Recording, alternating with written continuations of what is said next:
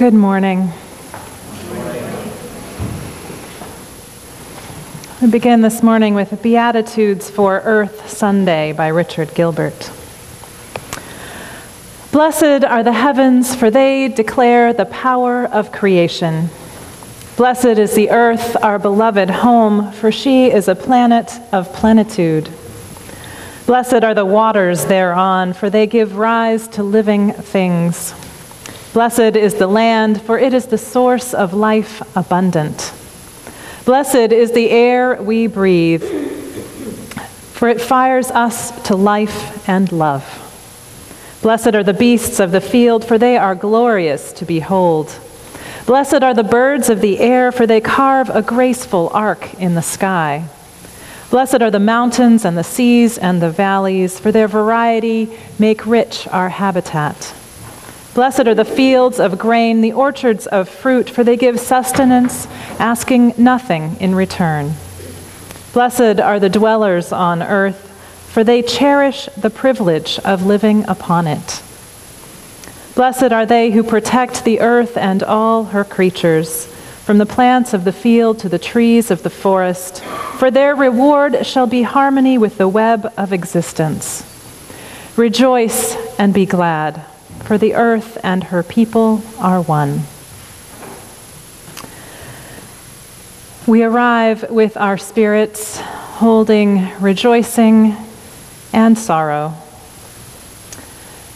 beckoning us to the awareness of the sacred spirit that comes within us, dwells among us, and ever reaches far beyond what we can see. Welcome to worship, whatever you bring, with all that you carry. We light our chalice each week as a reminder of the light of truth we kindle when we gather in the cup of fellowship in which we find belonging. And Kian Silva lights our chalice this morning.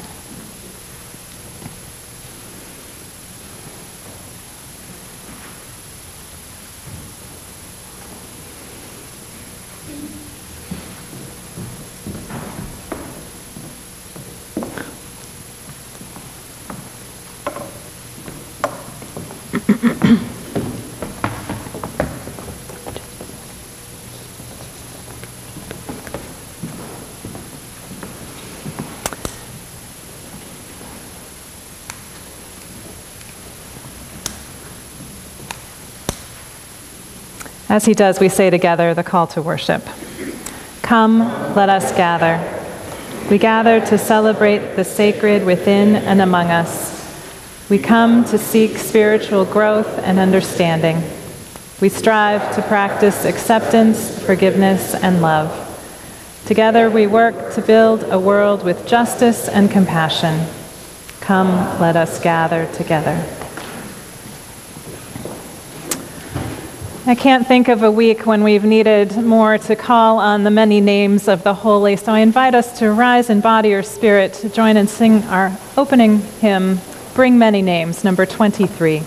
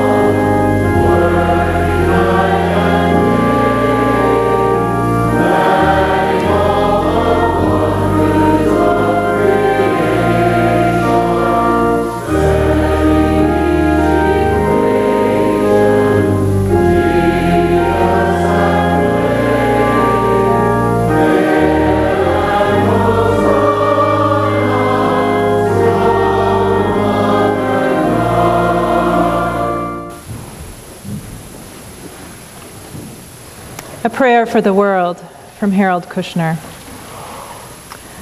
Let the rain come and wash away the ancient grudges, the bitter hatreds held and nurtured over generations. Let the rain wash away the memory of the hurt, the neglect. Then let the sun come out and fill the sky with rainbows. Let the warmth of the sun heal us wherever we are broken. Let it burn away the fog so that we can see each other clearly, so that we can see beyond labels, beyond accents, gender, or skin color. Let the warmth and brightness of the sun melt our selfishness, so that we can share the joys and feel the sorrows of our neighbors. And let the light of the sun be so strong that we will see all people as our neighbors. Let the earth, nourished by rain, bring forth flowers to surround us with beauty. And let the mountains teach our hearts to reach upward toward heaven. Amen.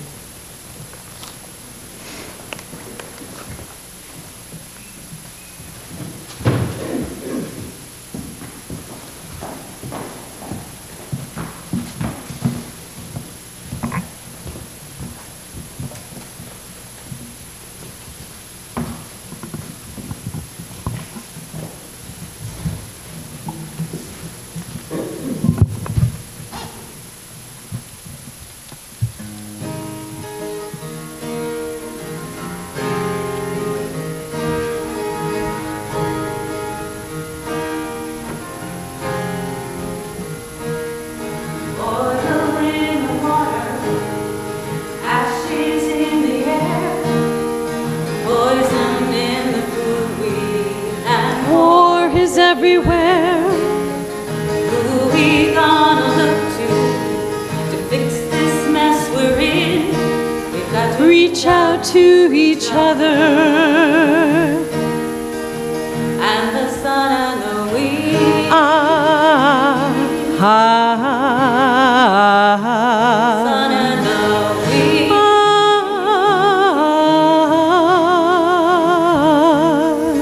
Congress won't support it. Billionaires deny. You know the cost of mining.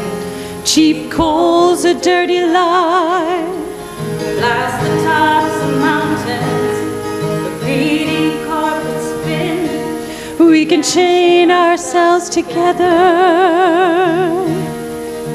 beneath the sun and the wind.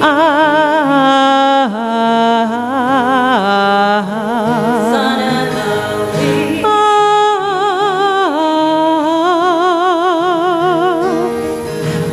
Here we are at the brink, before the final hour. Open your eyes to clean power.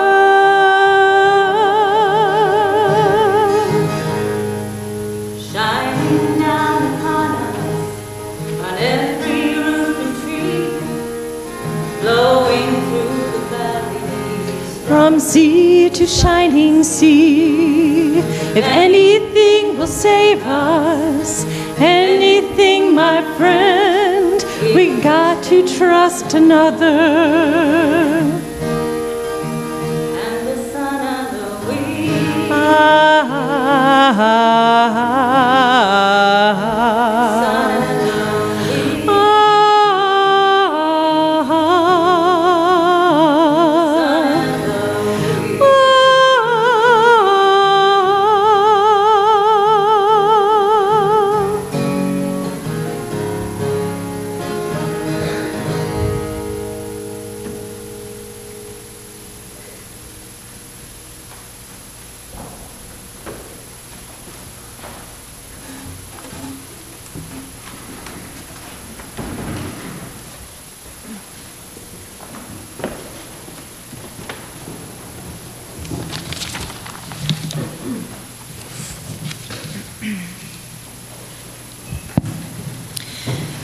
There was once a boy named Nikolai who sometimes felt uncertain about the right way to act.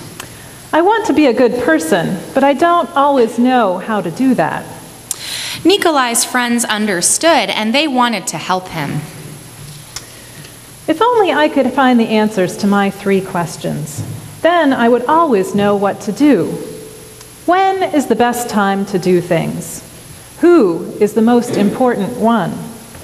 What is the right thing to do? Nikolai's friends considered his first question. His friend Sonia, the heron, spoke first. To know the best time to do things, one must plan in advance. Gogol the monkey, who had been rooting through some leaves to find something good to eat, answered next. You will know when to do things if you watch and pay close attention. Then Pushkin the dog, who was just dozing off, rolled over and shared his thoughts. You can't pay attention to everything yourself. You need a pack to keep watch and help you decide when to do things. For example, Gogol, a coconut, is about to fall on your head. Nikolai thought for a moment. Then he asked his second question. Who is the most important one? Those who are closest to heaven, said Sonia, circling up into the sky. Those who know how to heal the sick, said Gogol, stroking his bruised noggin. Those who make the rules, growled Pushkin. Nikolai thought some more. Then he asked his third question. What is the right thing to do? Flying. Have fun all the time. Fighting. Then the boy thought for a long while. He loved his friends. He knew they were all trying their best to help him answer his questions, but their answers didn't seem quite right. Then an idea came to him. I know. I'll ask Leo the turtle. He's lived a very long time. Surely he will have the answers I'm looking for. So Nikolai hiked high up the mountains where the old turtle lived all alone. When Nikolai arrived, he found Leo digging a garden. The turtle was old and digging was very hard for him. I have 3 questions and I came to ask your help. When is the best time to do things? Who is the most important one? And what is the right thing to do? Leo listened carefully, but he only smiled. Then he went on with his digging. At last, Nikolai said to the old turtle, You must be tired. Let me help you. The turtle gave him his shovel and thanked him. And because it was easier for a young boy than it was for an old turtle to dig, Nikolai kept on digging until the rows were finished. But just as he finished, the wind blew wildly and rain burst from darkened clouds.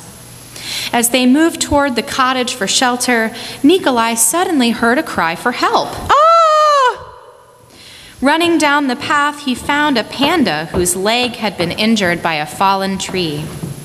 Carefully, Nikolai carried her into Leo's house and made a splint for her leg with a stick of bamboo.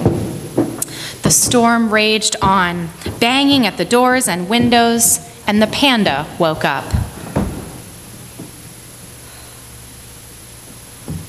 Where am I, and where is my child?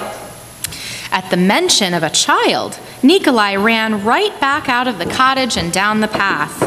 The roar of the storm was deafening. Pushing against the howling wind and drenching rain, he ran farther and farther into the forest. There he found the panda's child, cold and shivering on the ground. The little panda was wet and scared, but alive.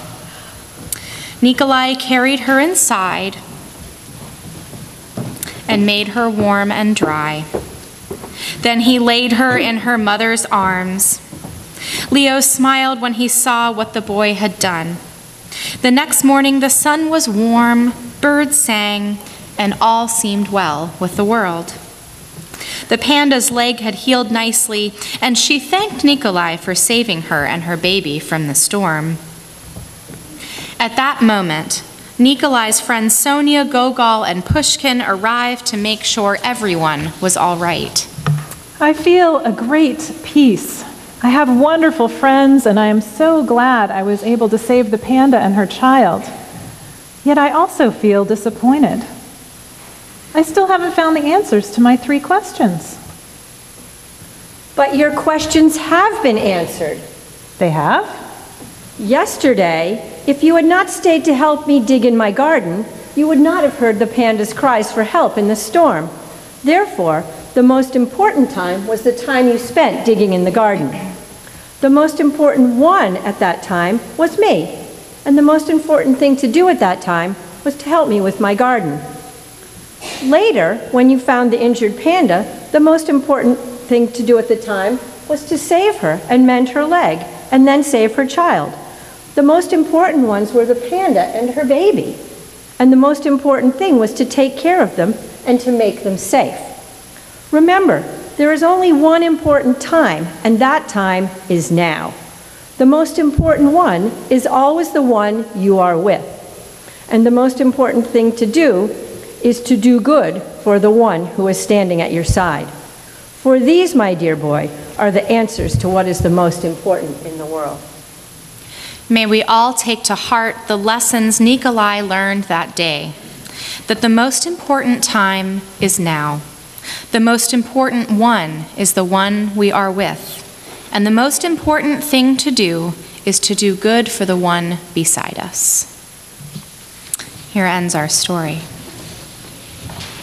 Children and their teachers are invited to leave the meeting house and proceed to their religious education classrooms, beginning when we sing the 2nd verse of our song, Walking. Let's join in singing our children and teachers out with the words printed in your order of worship.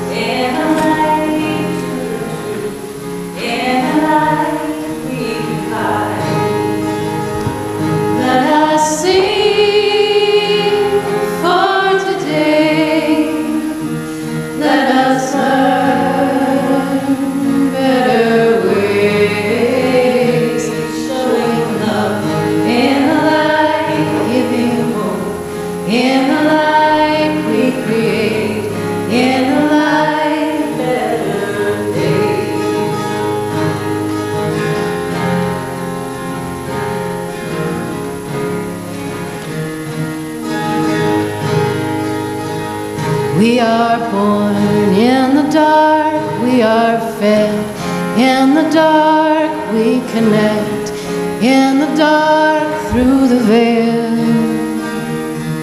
We are held in the dark, we are healed. In the dark mysteries, in the dark we reveal. Let us sing for today. Let us learn better ways, showing love in the dark, giving hope. In the dark we create, in the dark better.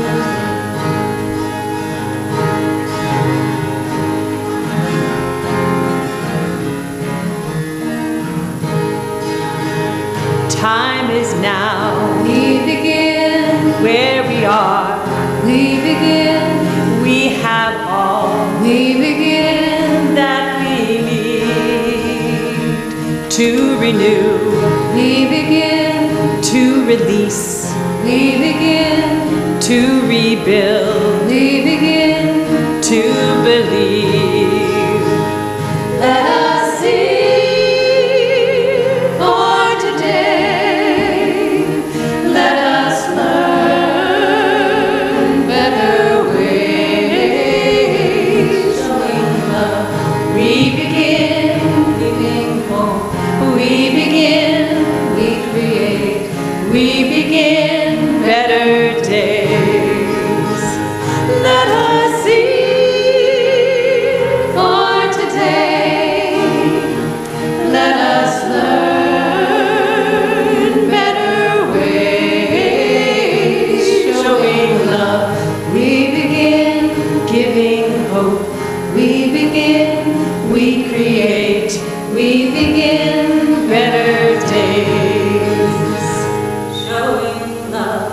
We begin, giving hope. We begin, We create. we begin better days.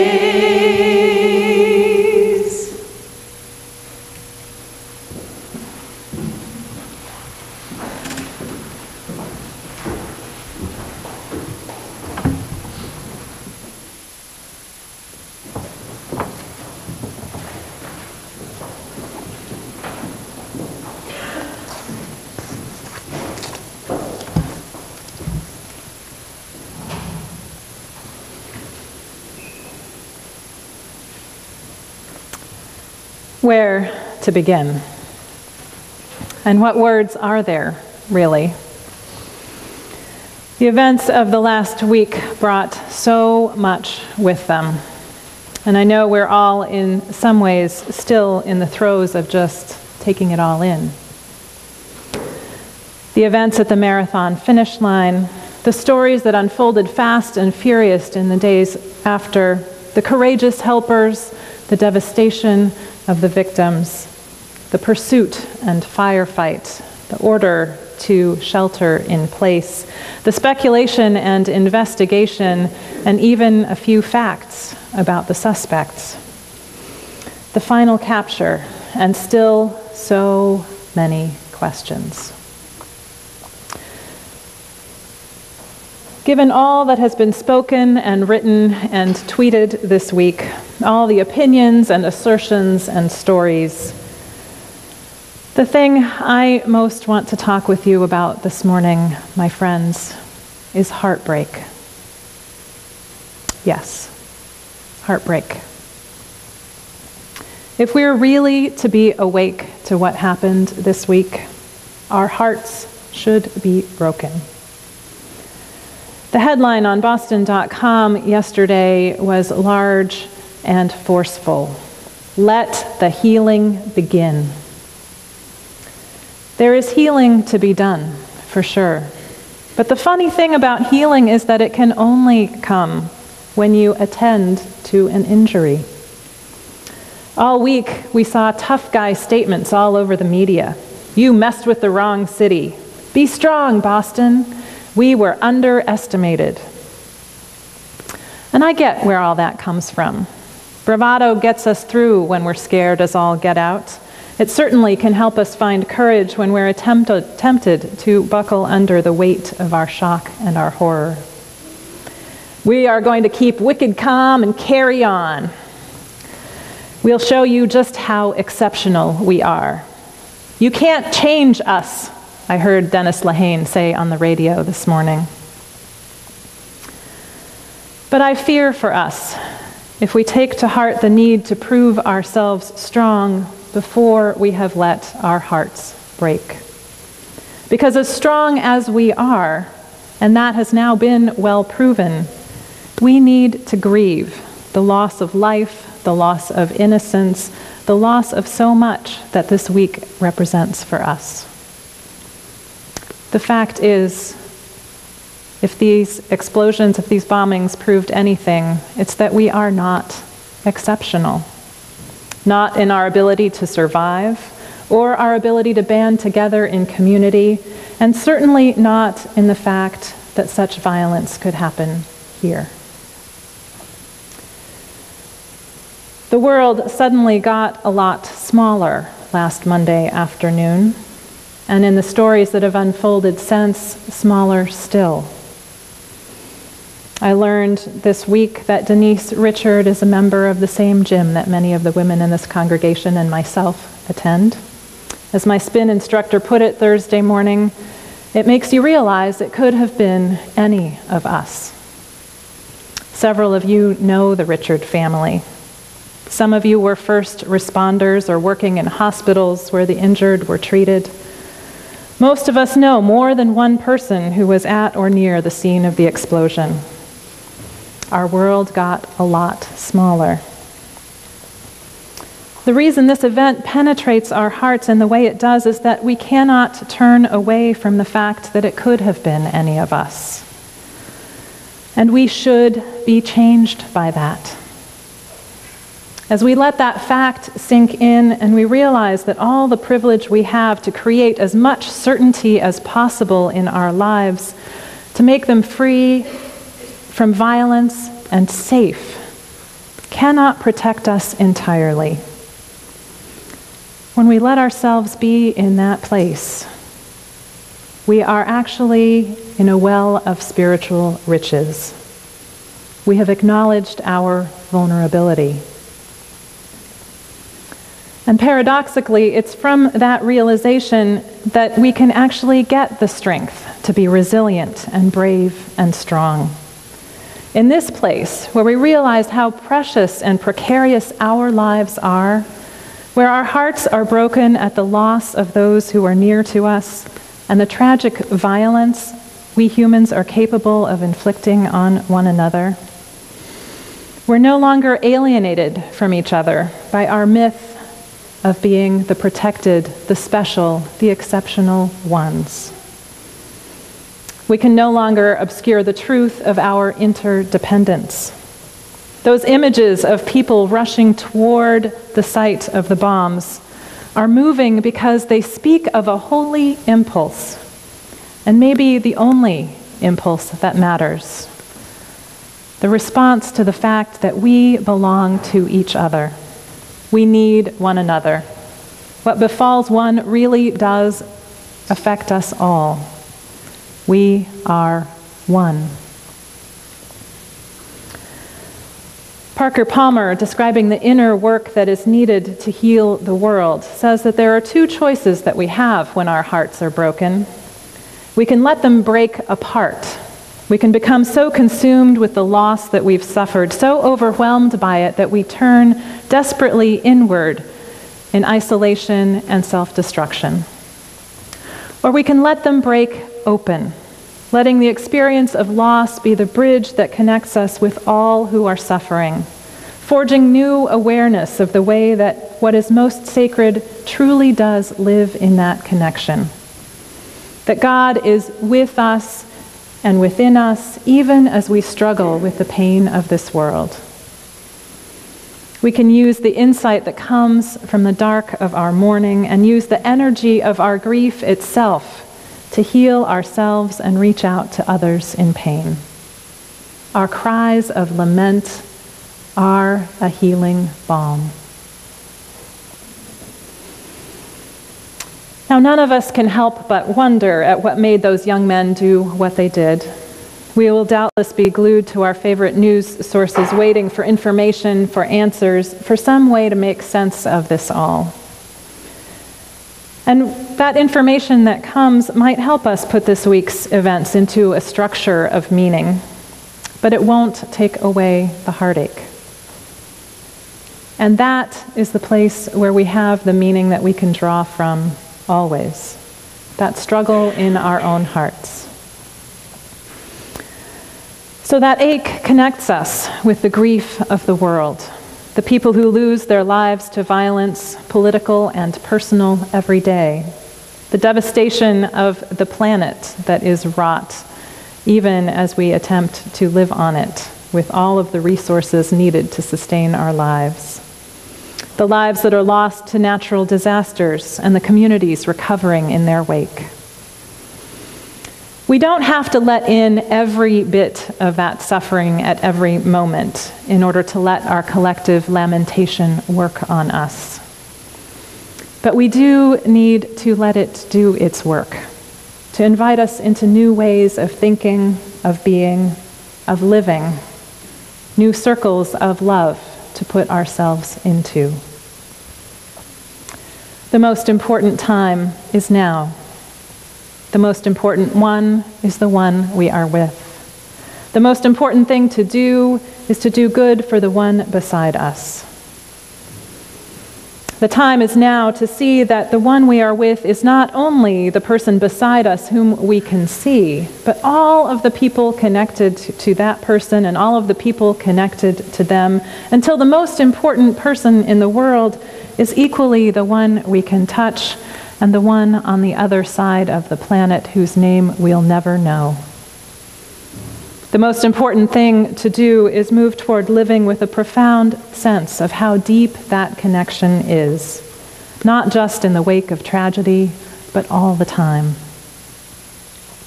Joining our own hearts and minds with those who live under the threat of violence, those whose lives are hung over with clouds of desperation, we can also be willing to learn of the spirit of resilience and joy from those a planet away who struggle with circumstances we can't even imagine and still find ways to celebrate life. We can help to be the ones giving thanks daily for the mysterious and miraculous joy of living on this planet that keeps sustaining us, though we have done so much to destroy it. In our being together, in the simple acts of being able to sing, to praise, to give thanks, and to pray, we give voice to a strength that is greater than any despair and destruction can know. Let us be with our heartbreak even as we continue with our lives, holding the joy and sorrow closely together, knowing the preciousness of life in the midst of them. So may it be.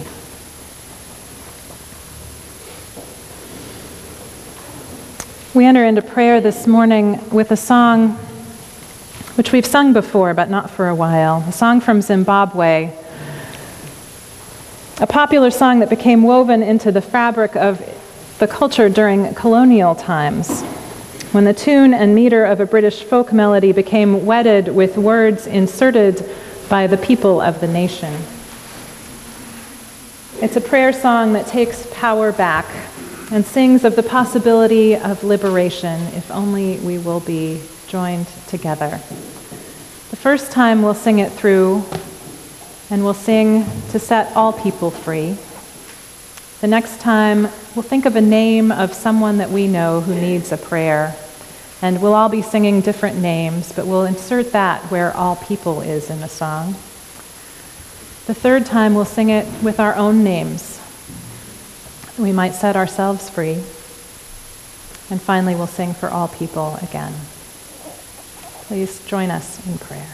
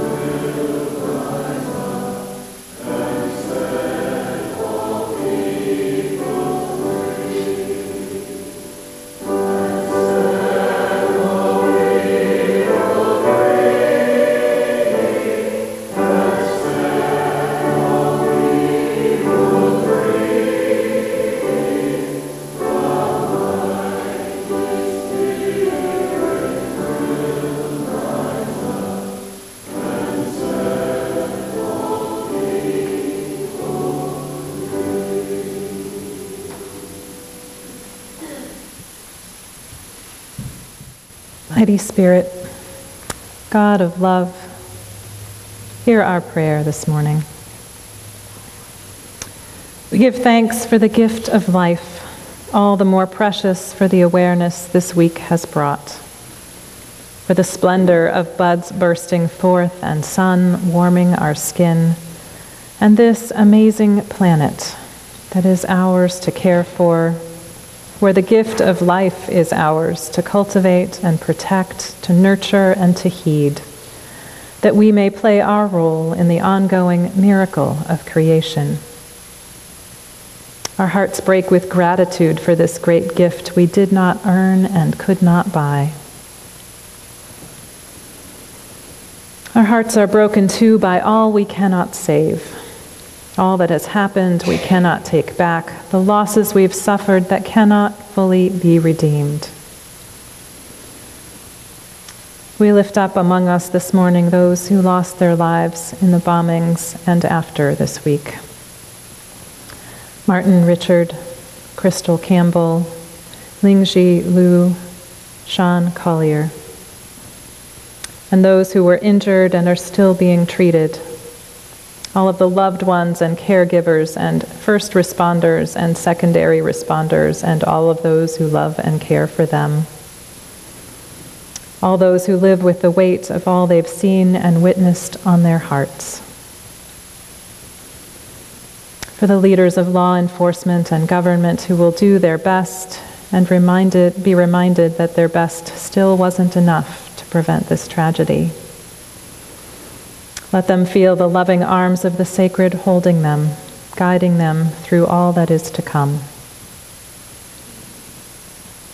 Let us each do the work that is ours to do in light of compassion and justice rather than vengeance and hatred. Bless the hands that have and will continue to do the helping. Hear the prayers for healing on our lips. Grace our searching eyes with visions of hope. Help us hold all of the other losses in the world this week. We offer prayers of healing and support for the victims of the fire and explosion in West Texas. All of those affected by earthquakes in China and on the Iranian-Pakistani border. Those recovering from drone attacks in Afghanistan and bombings in Iraq.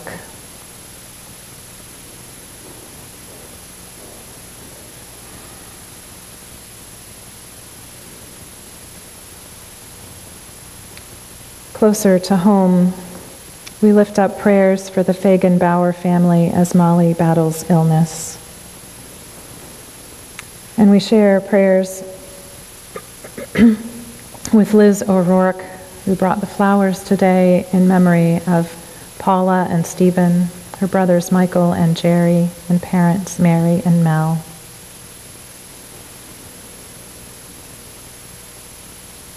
And we give thanks once again for the gift of being together, the power of community to heal and overcome. For all of those who will continue to run races and carry the strength and power of their faith in the strength of their bodies and the strength of this community forward. With Mary, we share pride at Emma, who ran a 10K yesterday for Boston. May we continue to find ways to reclaim and celebrate life, even in the midst of all of the pain it holds. In the name of all that is holy. Amen.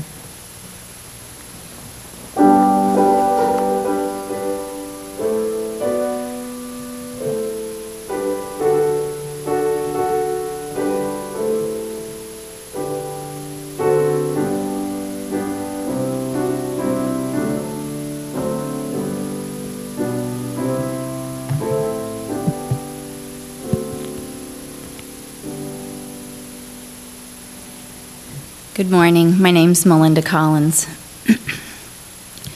Last weekend, a group of us attended a conference sponsored by the Middle Project at Middle Collegiate Church in New York. The Middle Project's mission is to help create multiracial, multicultural communities of faith needed to build a world of justice and compassion. It was a weekend full of spiritual vibrancy, the likes of which you have never seen or felt, I'm willing to bet. And liberating theology needed to build a world in which unspeakable violence can be unleashed amid the purest moments of joy and community. The senior minister of the host church, Jackie Lewis, shared a story of her childhood that illustrated how parents are their children's first pastors. And she made me understand why, despite 13 years of parochial school, I'm such a late bloomer. Nevertheless, living in my family undoubtedly contributed to where I am today. And I can tell you that where I am is tired. Weary, actually. I am weary of the extreme precariousness of people's lives and of living a life in which most of the world is inaccessible to my frame of reference. I feel so keenly the poverty of my privilege. Poverty for myself and for those it hurts. And I pine for the wisdom that sits exiled in communities different from my own. Yes, I can read up on health and economic equity, study other religions, listen to gospel music, become fluent in intercultural communication and conflict styles. But nothing really matters unless it serves something greater than itself. And today, that greater thing lies in stepping through the artificial boundaries of race into the borderland between ourselves and others. The boundaries we erect to keep things nice and peaceful. That is a false, destructive peace that sacrifices the richness of people for the sake of control and containment, so that some of us can choose to be safer than others, or at least pretend that we are. Gloria Anzaldúa calls us to step into this borderland to follow El Camino de la Mestiza, the way of the half-breed, where people of mixed race or minority culture find themselves in un choc, in cultural collision in which the values of their multiple cultures create a struggle of flesh and spirit, a border war. This is a collision that we as a congregation don't even wrestle with together among ourselves, though it is quietly endured among some of us. And few of us live out the cultural collision our minority siblings are steeped in from cradle to grave as they walk among us and try to navigate the systems of inequity that support continued devaluation of the gifts of difference. This denial is a wounding that shapes the world as we worship here together. When we deny integral parts of people in this way, they're forced to define themselves by their opposition, and eventually this becomes part of our story as well. Yet again, we are controlling the conversation in a way that comfortably reinforces our inability to really make a change. But we can share our power with our siblings in the margins by stepping into that borderland that they already walk each day. In living in this mestiza land of the mind, we are standing together in a place where we can begin a real dialogue, a solid foundation for that beloved kingdom where we're all saved. Because we are not free until everyone is free, is valued, is seen, is heard, is comforted, is loved. We are called to break down these sanctuary walls and venture out into the land between us, where the fruits of radical humility, a few moments of insane courage, extravagant love, and seemingly unwise dreams will save us all, the 100%. I don't know where we will find ourselves. I only know that we cannot fail if we act, that wherever we find ourselves, there are yet other places to go, and they all, even the shaky, see I'm shaking, and sad ones, lead to the prosperity of that joyful, broken, open heart space, that joyful place that comes from openly embracing the woundedness of the world in order to heal it. In the 21st century, beloved community, the promised land is found in the borderland. I also know that we do good things here, and we do them well. They are a strong foundation upon which to build the church and the path to the world we dream of. I'm going. Let's go.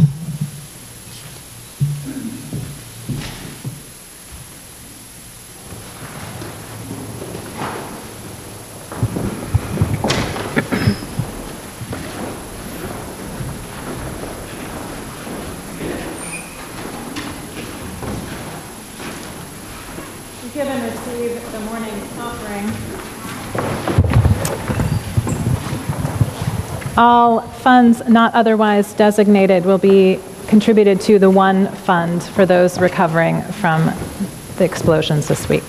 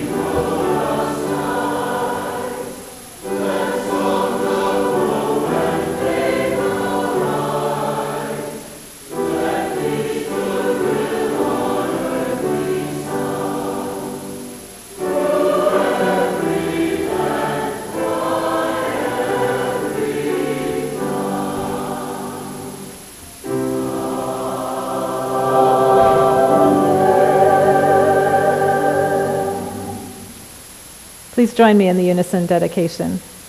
May these gifts be transformed into strength for this faith community, into comfort, food, and shelter for those in need, and may we be transformed by generosity.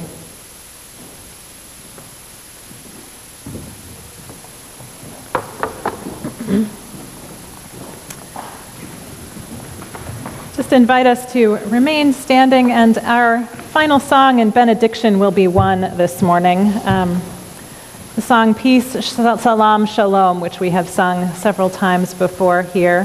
Hopefully it will send us on out. Jenny is going to lead us. Good morning. Good morning. Good morning. Peace. Peace. Salam. Salam. Shalom. Shalom. So those are the three words. I invite you to open your hearts and sing them to each other. You can put your words down. You'll get it after a while, I promise. But to really heed the words of the sermon this morning about staying open and letting your hearts be open to each other and to the community. And notice, as we begin to sing, notice how you feel.